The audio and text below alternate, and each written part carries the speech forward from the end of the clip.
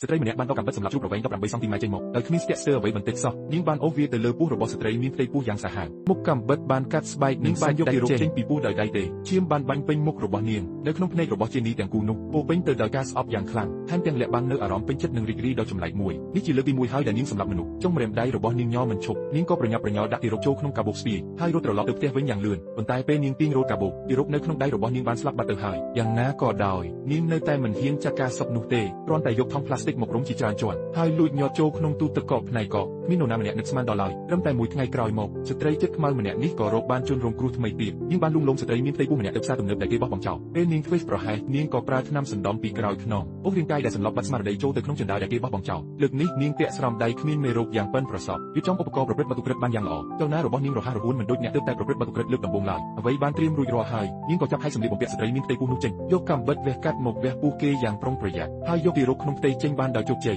ពេលឃើញក្មេងនៅរស់រវើកក្នុងដៃនាងថែមទាំងភ្ញាក់ផ្អើលនឹងការរីកចម្រើនលឿនរបស់ខ្លួនឯងនិយាយលេងចេញបន្ទាប់មកនាងក៏ញាត់ទារកនោះចូលក្នុងកាបូបស្ពាយហើយដើរទៅមាត់ទន្លេពេលប្រកាសថាគ្មាននរណាម្នាក់នៅក្បែរនាងក៏បោះទារកនោះចូលទៅក្នុងទឹកទន្លេយ៉ាងត្រជាក់ចិត្តគ្មានក្តីមេត្តាបន្តិចសោះហើយអ្វីបានជានារីម្នាក់នេះចិត្តសាហាវយង់ក្នុងយ៉ាងនេះតើនាងបានឆ្លងកាត់អ្វីខ្លះទៅទើបធ្វើឲ្យនាងពីមនុស្សធម្មតាម្នាក់ខ្លាចជាចិត្តកសម្រាប់រំទាលដែលតែងតែតាមប្រមាណស្ត្រីមានផ្ទៃពោះបែបនេះតើនឹងមានម្ដាយមានផ្ទៃពោះស្លូតត្រង់ជាច្រើនទៀតដែរឬទេបន្ទាប់មកសូមតាមដានទស្សនៈរបស់ទូតូដើម្បីរួមគ្នាស្រាយបំភ្លឺករណីដ៏រន្ធត់នេះគៀបក៏ម្នាក់នេះឈ្មោះចិនស៊ឺយ៉ាវដោយសារតែបញ្ហាសុខភាពរបស់ស្វាមីនាងបានរលូតកូន2ដងហើយក៏ត្រូវម្ដាយក្មេកមើលងាយនិងស្អប់ខ្ពើមទីបំផុតនាងក៏មានផ្ទៃពោះជាលើកទី3ប៉ុន្តែមិនទាន់បាន4ខែផងនាងក៏បានបាត់បង់កូនរបស់ខ្លួនម្ដងទៀតលើកនេះចិនស៊ឺយ៉ាវបាក់ទឹកចិត្តខ្លាំងណាស់នាងក៏សុខចិត្តទទួលការវះកាត់រំលូតកូនដោយស្ងាត់ស្ងៀមតែលាក់រឿងនេះចិត្តឈឹងមិនបានប្រាប់ប្តីឬខាងប្តីមួយម៉ាត់សោះនាងបានទិញពោះខ្លែងៗតាមអនឡាញដែលមានទំហំខុសគ្នាហើយលួចយកកបាយការពិនិត្យអូត្រាសោនរបស់មិត្តរួមការងារដែលកំពុងមានផ្ទៃពោះដោយសារតែរបស់ទាំងនេះនាងក៏បានសម្ដែងធ្វើជាមានផ្ទៃពោះនៅចំពោះមុខក្រុមគ្រួសារពេលម្ដាយក្មេកឃើញនាងមានផ្ទៃពោះម្ដងទៀតក៏បដូរអេរិយាបថពីមុនដែលធ្លាប់តែមាត់អាក្រក់មកជាល្អវិញហើយថែរក្សានាងយ៉ាងយកចិត្តទុកដាក់បំផុតតែការកុហកនៅតែជាការកុហកក៏ដែរ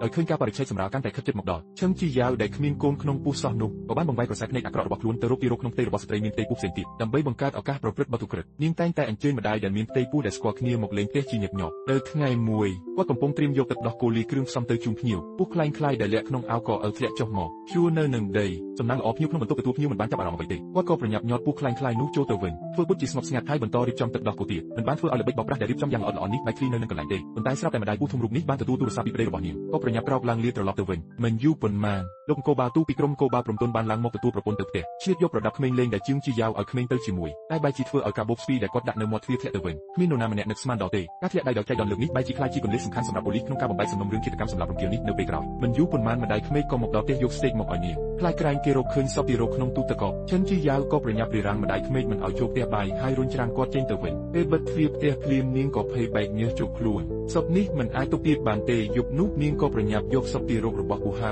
ចេញទៅបោះចោលក្នុងធុងសម្រាមនៅផ្លូវដាច់ស្រយាលតែមួយថ្ងៃក្រោយមកសពទារកនេះក៏ត្រូវអ្នកសុំទានប្រទេសឃើញហើយក៏រាយការណ៍ទៅប៉ូលីសភ្លាមពួករួមទាំងសពទារកប្រុសដែលរកឃើញនៅមាត់ទន្លេកាលពីមុនករណីឃាតកម្មដ៏សាហាវឃោរឃៅទាំងពីរនេះត្រូវបានប៉ូលីសបើកការស៊ើបអង្កេតដើម្បីស្វែងយល់ពីផ្លូវដែលឃាតបានធ្វើសកម្មភាពប៉ូលីសព្រំទុនលោកឌូបានដើរតាមដានផ្លូវដែលជនរងគ្រោះទី2បានធ្វើដំណើរទាំងអស់ដោយផ្ទាល់ខណៈពេលដែលប៉ូលីសកំពុងតាមដានតម្រុយយ៉ាងយកចិត្តទុកដាក់នោះឈិនជីយ៉ាវដែលកំពុងតែខឹងសម្បាខ្លាំងបានណាត់ជួបគោលដៅទី3ឲ្យមកផ្ទះរបស់នាងរួចទៅហើយនាងញឹមហើយនិយាយទៅកាន់ភ្ញៀវថានឹងទៅផ្ទះបាយយកទៅហូបផ្អែមមួយចានដែលនាងធ្វើដោយផ្ទាល់ដៃភ្ញៀវចង់បដិសេធដែរតែគាត់នៅតែទទូចឲ្យគេភ្លុកមាត់គាត់នៅតែរអ៊ូរទាំនិយាយទៅកាន់ខ្យល់ចៅប្រុសអញក៏ចង់ញ៉ាំទៅហូបផ្អែមដែរមែនទេមិនយូរទេនឹងបានញ៉ាំហើយអញចាំខ្ញុំបន្តិចសិនណាម៉ាក់យូគិតថាទិដ្ឋភាពនេះចម្លែកខ្លាំងណាស់តែក៏មិនបានគិតច្រើនអីដែរតែពេលគាត់ញ៉ាំទៅហូបផ្អែមរួចឈិនជីយ៉ាវក៏លូកដៃស្ទាបពោះគាត់ភ្លាមហើយក៏រអ៊ូរទាំនិយាយទៅកាន់ខ្យល់ទៀតចៅប្រុសអញក៏ចូលចិត្តរបស់ដែលខ្ញុំធ្វើដែរមែនទេចៅប្រុសពេលឮពាក្យនេះស្ត្រីមានផ្ទៃពោះនោះស្រាប់តែព្រឺឆ្អឹងក្នុងភ្លាមនាងក៏ងើបឈរភ្លាមហើយប្រាប់ថាមានការត្រូវទៅតែសប្បុរសដែលចិត្តដល់មាត់ហើយនោះចិនស៊ឺយ៉ាវមិននឹងអាចលេងឲ្យរួចបានងាយនាងក៏រុញគេដួលពីក្រោយខ្នងយ៉ាងខ្លាំងស្ត្រីមានផ្ទៃពោះនោះក៏ដួលបោកទៅលើតែយ៉ាងខ្លាំងភ្លាមនោះនាងក៏បាត់បង់សមត្ថភាពទប់ទល់តែម្ដងចិនស៊ឺយ៉ាវក៏ចាប់យកខ្សែអ៊ីនធឺណិតដែលនៅក្បែរនោះ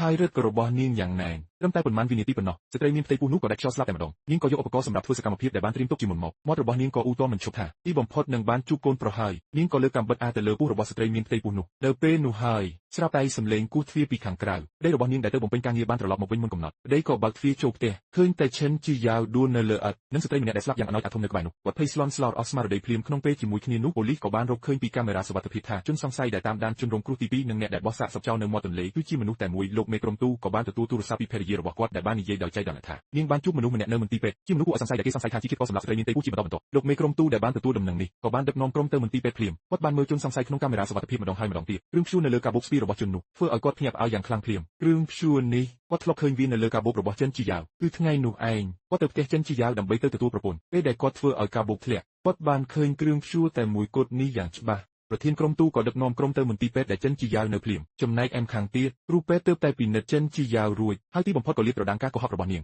មិនបានមានផ្ទៃពោះតតែសោះមិនត្រឹមតែប៉ុណ្ណោះនាងថែមទាំងមានជំងឺផ្លូវចិត្តធ្ងន់ធ្ងរទៀតផងពេលប៉ូលីសសម្រុកចូលបន្ទប់អ្នកជំងឺនៅលើព្រែកគឺនៅសល់តែពូខ្លាញ់ខ្លាយស៊ីលីកូនមួយប៉ុណ្ណោះប្រធានក្រុមទូក៏ដឹងខ្លួនភ្លាមគាត់ប្រកាសជាទៅផ្នែកសម្ភារគ្រប់គ្នាបានតាមដានតាមច្រករបៀងហើយក៏ពិតជាបានរកឃើញដានមែនភ្លាមនោះសំឡេងទីរោយំក៏បន្លឺឡើងពីលើដំបូលអគារចិនជីយ៉ាវកំពុងបីទីរោទើបនឹងកាត់ដែលលួចបានឈរនៅកែមដំបូលអគារគំរាមកំហែងប៉ូលីសដែលឡោមព័ទ្ធនាងដោយកំហឹងបើអ្នកណាម្នាក់ហ៊ានចូលមកជិតនាងនឹងលោតចុះទៅជាមួយក្មេងជាចុងក្រោយក្រោមការលួងលោមដោយអត់ធ្មត់ពីភរិយារបស់មេក្រុមទូប៉ូលីសក៏បានចាប់ចិនជីយ៉ាវដាក់ក្នុងបានដោយជោគជ័យហើយនាំខ្លួនទៅកាត់ទោសភ្លាមពេលប្រឈមមុខនឹងការសួរចម្លើយចិនជីយ៉ាវបានសារភាពពីបទឃាតកម្ម3ករណីដែលនាងបានប្រព្រឹត្តនិងភស្តុតាងទាំងអស់នៃបទឧក្រិដ្ឋរបស់នាងដោយមិនលាក់លៀមករណី Pofo Tuin ដែលល្បីល្បាញពេញមួយដំណើរការនេះទីបំផុតក៏ត្រូវបានបំបែកជាផ្លូវការតែអ្វី